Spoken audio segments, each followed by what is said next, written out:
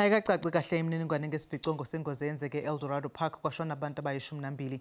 Iziphathimandla zithi uphenyo lwesikhashana luveza ukuthi umshayeli wetekisi wehlulekile ukuyilawula nokuholele ekutheni ashayisane nemoto yohlobo lwe-Avanza emgaqweni uGolden Highway. Kulabo abashonile kukhona nezingane ezintathu zandawonye.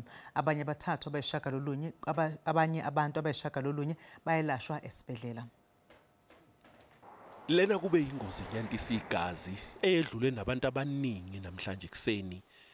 Le moto yohlobo lwe-Avanza ebihambisa izingane zakwaGudala esikoleni ngeshwa ke uLerino neminyaka eyi11 ubudala, uLasheyo neminyaka eyi10 ubudala kanye noAidino neminyaka eyi6 abazange besafinyelela esikoleni.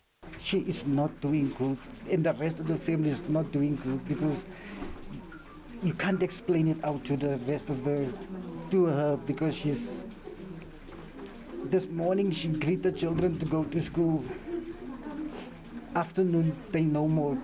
Umama walezi ingane namanje usakhungathekile kwazise bekukuphela kwazo. We are just very saddened by this event that has happened at our school today, and our pupils have been briefed as well as our educators that have been part of these children's lives from the beginning of this year, as they were new pupils at our school from the beginning of January.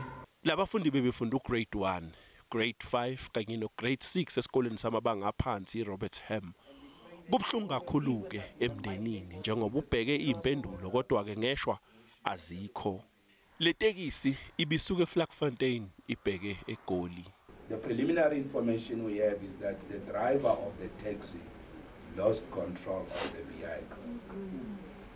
The police will have to investigate that and we establish if that is a true fact. Abanye abantu abalimale kule ngozi bayelulama esibhedlela kanti uphenyo ngembangela yengozi lusaqhubeka.